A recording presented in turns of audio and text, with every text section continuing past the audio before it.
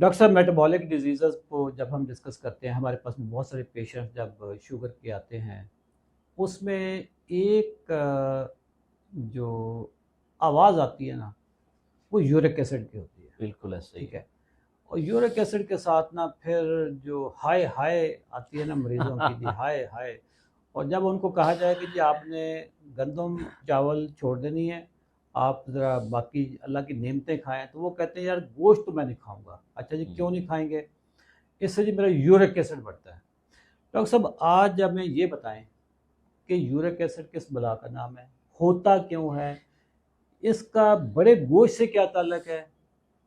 क्योंकि मैंने जो चीज़ें पढ़ी हैं वो और तरह की हैं, जबकि जो इधर हम सुनते हैं लोगों से कि ये दालें ना खाएं, हाँ। ये कोई और चीज़ है। डॉक्टर साहब, यूरिक एसिड पे ना आपने अच्छे खासे बादाम भी खाए हैं, ज़रा यूरिक एसिड पे खुल के बोलें डॉक्टर साहब। सर आप बदले ले रहे हैं भैया।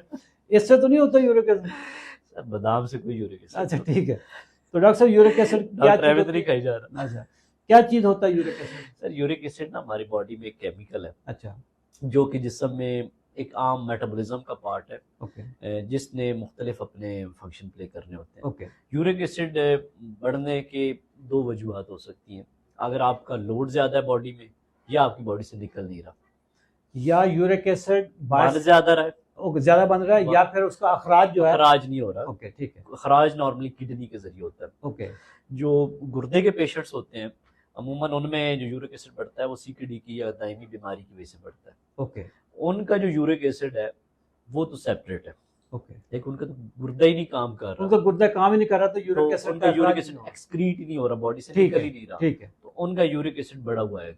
ठीक है उनका तो इस सारी डिस्कशन से कोई बहुत ज्यादा ठीक है, उनको बेनिफिट समझ शायद गया ना मिले। समझ गया। अब हम आ जाते हैं दूसरे पेशेंट जिनके यूरिक एसिड हल्का सा बढ़ जाए, लाइक 6.7 से 7.4 हो जाए, वो हालत डाल देते हैं कि डॉक्टर साहब यूरिक एसिड बढ़ गया है, और अमूमन वो दवाइयाँ भी खा रहे होते हैं। तो आज यही मैं पॉइंट डिस्कस करूंगा कि यूरिक एसिड की क्या दवाई खाने की भी जरूरत है या नहीं है, और किन चीज़ों से बढ़ता है। अमूमन जो यूरिक एसिड सर बढ़ता है ना, वो बढ़ता है फ्रुक्टोज वाली डाइट से।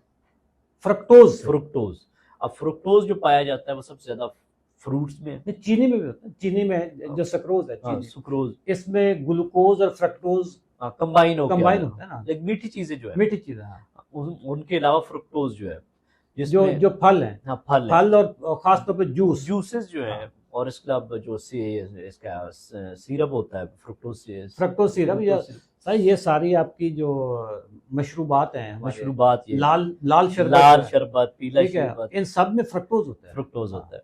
ये शहद में फ्रुक्टोज होता शहद है। में फ्रक्टोज बेसिकली ना जो फ्रुक्टोज होता है ये इंटेस्टाइन से डायरेक्ट जाता है जिगर की तरफ, अंतड़ियों से जिगर की तरफ। ठीक है, चला गया। मेटाबॉलिज्म जितनी बॉडी में होती है ना, मेजॉरिटी वो होती है जिगर के जरिए। ओके, ग्लूकोज का जो पाथवे उस सारे को ये बाईपास कर देता है। अच्छा, इसका मेटाबॉलिज्म टोटली डिफरेंट है। जो फ्रुक्टोज ने जब आपने इसका प्रोसेस होना है, यानी कि जिस्म में जज़ब होने वाला या मेटाबॉलिज्म वाला, तो उसका एंड प्रोडक्ट जो निकलती है वो यूरिक एसिड निकलती है। ये वेस्ट प्रोडक्ट, जो वेस्ट प्रोडक्ट है या जो उसकी एंड प्रोडक्ट निकलनी है, ठीक है, जैसे हम लाइक ग्लूकोज लिया तो उसमें मोनोसेक्राइड्स एंड पे बनने हैं, ठीक है, इसी तरह फ्रुक्टोज में से जो इसकी मेटाबॉलिज्म होनी है, पूरा पाथवे होता है इसका, उसमें जो एंड चीज निकले वो यूरिक एसिड निकल, ठीक है। अब यूरिक एसिड मेजॉरिटी जो बढ़ने की वजह है वो तो फ्रुक्टोज आ गया। फ्रुक्टोज जो हमने डिस्कस किया। डॉक्टर साहब, ये बड़ी आपने अजीब बात की है। मैं सुनता रहा हूँ कि जी बीफ, बड़ा गोश्त नहीं खाना, दालें नहीं खानी। आपने डॉक्टर साहब ने तो बता दिया कि चीनी में चूंकि फ्रक्टोज होता है, ये जो वाइट शुगर जो हम खाते हैं, चीनी में फ्रक्टोज होता है, उससे आपको यूरिक एसिड बढ़ सकता है। फिर फलों और फलों के जूस, जब जूस निकालते तो फिर तो प्योर फ्रक्टोज आ गया ना, फिर फाइबर भी निकल गया, फाइबर भी। फिर इसके अलावा जो लाल पीले शरबत हैं जो रमज़ान में बहुत सफ़ेद टोपी पहन के हम पीते हैं, उसमें भी फ्रक्टोज होता है।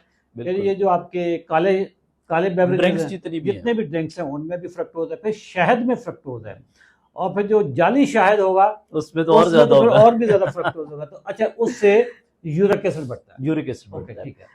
जो अमाउंट यूरिक एसिड की बनती है वो प्यूरिन की वजह से भी बनती है ना, तो वो गोश्त उसमें से शामिल है, लेकिन वो बड़ी थोड़ी अमाउंट यूरिक एसिड को बढ़ाता है।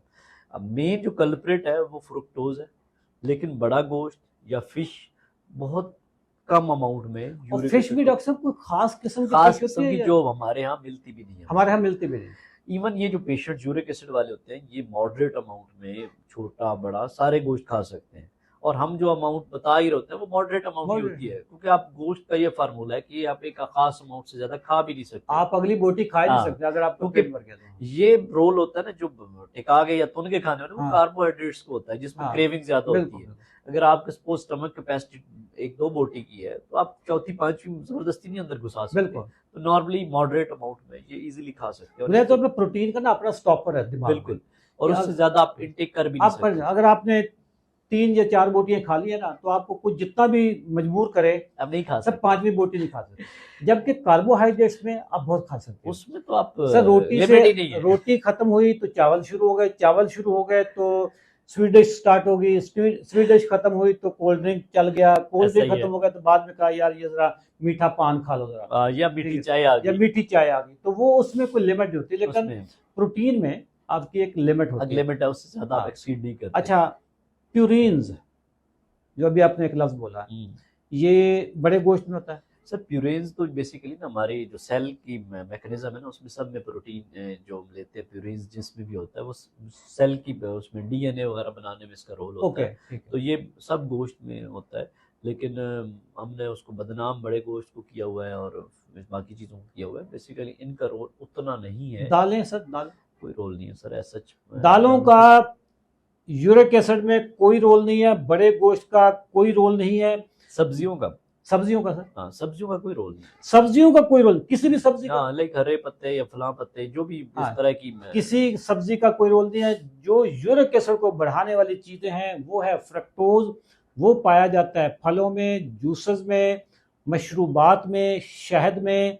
जिस चीज से शुगर बढ़ती है उसी से यूरिक एसिड भी बढ़ता है। Uric acid. और यूरिक एसिड की वैल्यू क्यों इंपॉर्टेंट है? यूरिक एसिड 7 होती है मैक्सिमम। मैं सर वो उसमें भी आता हूँ। यूरिक एसिड का ये है कि जो यूरिक एसिड के क्रिस्टल्स बनते हैं, यूरिक एसिड बॉडी में जमा होता है तो ये आपस में मिलकर क्रिस्टल्स बना लेते हैं। ओके, अगर ये जोड़ों को पकड़ लें, लाइक ये जॉइंट्स इन्वॉल्व कर लें तो उसमें गउट एक प्रॉब्लम होता है, वो हो जाता है। ओके। और अमूमन जो गैंठिया जिसको नहीं सर गैंठिया है, गैंठिया अच्छा गैंठिया, गैंठिया अलग चीज। अच्छा, जो यूरिक एसिड की वजह से प्रॉब्लम होता है उसे हम गाउट बोलते हैं, गाउट। और ये अमूमन जो जोड़ इसमें इन्वॉल्व होता है ना वो जो पाँव का बिग टो है, लाइक अंगूठा है, उसकी बेस को इन्वॉल्व करता है। ओके। उसके अलावा घुटने या टखने इन्वॉल्व हो सकते हैं, और कम लोगों में हाथों के जोड़ भी शामिल हो सकते हैं। अब यूरिक एसिड सर कुछ लोगों में बढ़ने की वजह सिर्फ ये जो आज हम ये डिस्कस करें ये पॉइंट नहीं होता, कुछ लोगों में ना कंजेनिटली भी प्रॉब्लम्स होते हैं ये क्या होता है? जिसमें एंजाइम्स की कुछ प्रॉब्लम्स होते हैं। लाइक वो बिल्कुल दुबले पतले होंगे, वो मोटे नहीं होंगे, उनमें कुछ एंजाइम्स की डेफिशिएंसीज होती हैं जो कि बॉडी में जिन्होंने इसका प्रोसेस पूरा कंप्लीट ही नहीं होने देते। वो सेपरेट एक चीज़ है, उसको हम अलग कर देते हैं। ओके, हम क्योंकि वो टोटल इस डिस्कशन से आउट है। ठीक है। तो यूरिक एसिड के जो जॉइंट्स होते हैं सर ये बड़े पेनफुल होते हैं। ओके, हम लोग ज़्यादातर क्या होता है कि हल्का फुल्का उठने फिर हल्की सी इधर दर्द होगी, कोई इधर दर्द होगी, उसको यूरिक एसिड के साथ कोरिलेट कर लेते हैं। जी यूरिक एसिड बढ़ गया जी। यूरिक एसिड बढ़ गया, ओके, और यूरिक एसिड की दवाई खाना शुरू हो जाते हैं। तो वो यूरिक एसिड की दर्द नहीं, यूरिक एसिड की दवाई का सॉरी जो पेन है ना उसका टिपिकल पैटर्न ये होता है कि ये बिग टो को इन्वॉल्व करता है, और ये सुबह के टाइम मॉर्निंग में होता है। पाँव का बड़ा अंगूठा पे दर्द हो रहा होगा, और अमूमन जब टेम्परेचर लो होता है ना उस टाइम पे, या जिन चीजों का टेम्परेचर लो होता है जिस समय, लाइक पेरिफ्रीज है ना हमारे, हाँ, जैसे ठीक है, पाँव है उनकी सर्कुलेशन मतलब जो दूर के अज़ा है, हाँ जहाँ टेम्परेचर कम होता है या जहाँ ठीक है, खून की सप्लाई कम होती ठीक है है, तो वहाँ पे ये क्रिस्टल्स जमा होते हैं। तो यूरिक एसिड की वजह से तो पेन बहुत ज्यादा होती है और स्वेलिंग होती है उन जॉइंट्स में, अच्छा, सूज जाते हैं। खाली इधर दर्द हो गई तो वो यूरिक एसिड की दर्द नहीं है, इसको लोग गलत, घुटनों में दर्द हो गया अगर आपको तो यूरिक एसिड शॉप पे जाएंगे फार्मेसी पे, जी यूरिक एसिड की दवाई दे दें, और सर बहुत सारे लोग फिर दवाइयाँ भी खा रहे होते हैं। दूसरा दूसरा यूरिक एसिड ज़्यादा होने की वजह से जो क्रिस्टल्स जोड़ों में जमा हो रहे थे वही क्रिस्टल्स अगर स्टोन बन जाएंगे तो वो पथरी भी करा सकते हैं। लाइक पथरी की वजह से फिर किडनी फेलियर और सारे मसले मसाइल गुर्दों के हो सकते हैं। ओके, इसके अलावा यूरिक एसिड की वजह से फिर बाकी प्रॉब्लम्स हो सकते हैं, जिसमें दिल का अटैक भी कुछ स्टडीज़ में है कि ये भी बढ़ा देता है यूरिक एसिड ज़्यादा होने की वजह से। अब यूरिक एसिड के आते हैं कि इसके इलाज मुआवजा कब शुरू करना चाहिए। अमूमन यही जो बात डिस्कस हुई है, किसी को हल्की सी भी दर्द हो डॉक्टर के पास जाएं, वो दवाई शुरू कराते हैं। जब तक यूरिक एसिड 9 से ज़्यादा ना हो या कोई जोड़ उस तरह का सूजा हुआ ना हो जो यूरिक एसिड की वजह से है, तब तक आपको यूरिक एसिड की दवाई नहीं लेनी चाहिए। अमूमन डॉक्टर्स भी यही करते हैं और पेशेंट भी यही विश कर रहे होते हैं, जो हमने पॉइंट। डॉक्टर हमारे यहाँ तो मेरा ख्याल है 7 पे दवाई शुरू करवा देते सर हैं। बिल्कुल गलत करते हैं। पहली बात ये कि यूरिक एसिड, मैं रोमेटोलॉजी में हूँ तो हमारा काम ही अच्छा डॉक्टर साहब की जो सेकंड स्पेशलाइजेशन हो रही है वो रेमेटोलॉजी में है, और ये शेख ज़ायद हॉस्पिटल में रेमेटोलॉजी डिपार्टमेंट में ही होते हैं। रेमेटोलॉजी वो डिपार्टमेंट होता है जिसमें दर्दें शामिल होती हैं, दर्दों वाला डिपार्टमेंट होता है। जोड़ों की दर्द है सर। जोड़ों के और दर्द, दर्द ना ये दर्द। दर्द दिल या दर्द जुदाई नहीं है ये। ठीक है। तो इसमें यह है कि जोड़ जो सूजी, अगर सपोज किसी का 9 से ज़्यादा हो और उसके अच्छा। जोड़ टिपिकल वो यूरिक एसिड वाले सूजी हो, तो फिर हम अच्छा। दवाई का सोचते हैं। ठीक है। अमूमन किसी को अगर इस तरह वाली दर्दें नहीं है और उसका यूरिक एसिड 9 से कम है तो उसमें दवाई देने की ज़रूरत नहीं होती। ओके।